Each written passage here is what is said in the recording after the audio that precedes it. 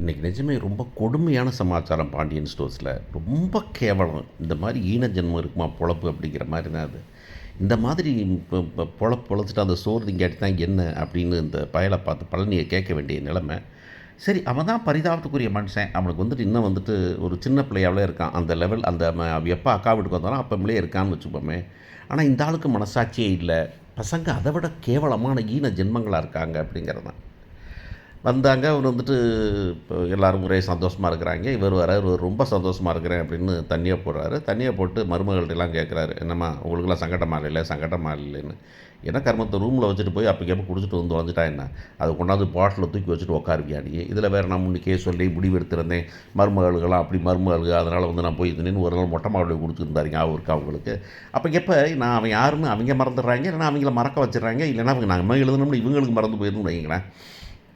நான் அப்படி உட்காந்துருக்காரு. அரசி கணக்கு பார்த்துருக்குது. ஆனால் கணக்கு பார்க்கும்போதே இந்த பிள்ளை அதை விட கொடுமை என்னன்னாக்கா, சரவணன் திருடா எங்கள் அப்பா திருட மாட்டார் அப்படின்னு எவ்வளவு கேவலமான ஜென்மம் அந்த மயில் குடும்பமே இல்லை.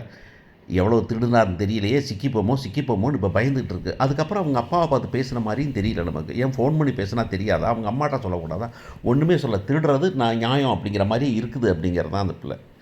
இதெல்லாம் ஒரு குடும்பத்தில் இருக்க வேண்டிய பிள்ளையா அப்படிங்கிற மாதிரி தான் அசிங்கமாக இருக்குது அதை பார்த்தாங்க.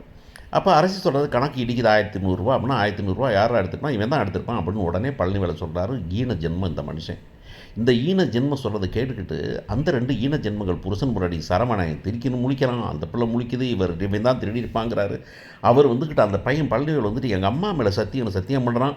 அதுக்கப்புறமும் மனசாட்சியில் நான் அப்படின்னா சரவணன் பொண்டாட்டியை காப்பாற்றுறான், எப்படி என்னத்துக்கு அவங்க சம்மதியை காப்பாற்றுறான் மாமனத்தில் வந்து ஈன பயல்கள் தெரியுமில்ல அப்படின்னு சொல்ல வேண்டியிருக்குது நமக்கு. அவ்வளவு கேவலமாக நடந்துக்கிறாங்க. அவள் கடைசியில் வந்துட்டு என்னம்மா அம்மா ஃபீல் பண்ணுறியா, நீ ஃபீல் பண்ணாத மாமான்னு கதிர் சொல்லும்போது அது அதை விட கேவலமாக இருக்குது தான் சொல்லணும். கதிர் ஆறுதல் சொன்னான்னு சொல்கிறதில்ல, ரொம்ப எய்த்து நிற்பான் அப்படிங்கிறத இப்போமே கண்டுபிடிப்போம் யார் பணத்தை எடுத்தா. அப்படின்னா பழனிவேல் நம்பலையா, இப்படி இருந்துருவாரம் நம்புறீங்களா நீங்கள்? அப்போ பழனிவேல் எடுக்கிறீங்களா, அப்போ யார் எடுப்பா, சரவணன் எடுக்க மாட்டேறீங்களா? அப்போ மாமனார் நம்பிக்கணும் அது என்ன, அது இப்போ மயிலும் அப்பா திருடிப்பாங்கிறியான்னு அவர் கேட்குறியே. அவன் மேலே இருக்க நம்பிக்கை வந்துட்டு உனக்கு பழனிவேல் மேல் இல்லைனாக்கா அவன் ஏன் குடியிருக்கிறான் அப்படிங்கிறத நமக்கு தெரியல விஷயம். அதுக்கப்புறம் போய் அரசி நம்ம ராஜியும் கதிரும் பேசும்போது ராஜி வந்து இன்னும் வந்துக்கிட்டு உன்னை பற்றி என்னென்ன பெருமையாக பேசுனாங்க தெரியாமல் புருஷன்ட்ட பேசிக்கிட்டு இருக்குதே, தனியாக போனோடு பாரு, எங்கள் சித்தப்பாவை அப்படி பண்ணிட்டீங்களே அப்படின்னு அந்த பிள்ளையும் கேட்கலனா. இந்த குடும்பத்தில் யாரும் நல்ல மனுஷர்னு நம்ம சொல்கிறது நீங்கள் பாருங்கள். பாண்டியன் ஒரு கழுசட குடும்பமாக இருக்கு பாருங்களேன்.